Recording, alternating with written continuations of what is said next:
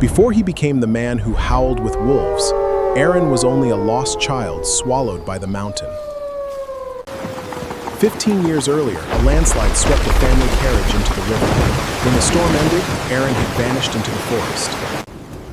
One storm, one wrong step, and the mountain erased every path that could lead the boy home.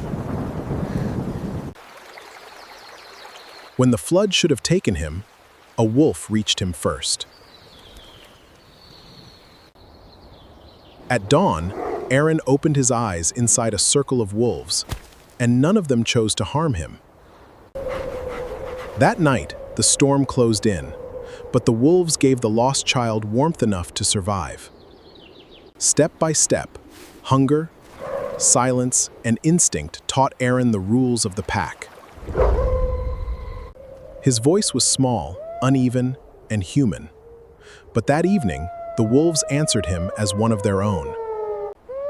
The child never left the mountain. He grew with it, until 15 years turned his cry into the voice of a wolf brother. By then, the forest was no obstacle to Aren. It was his road, his shelter, and his freedom.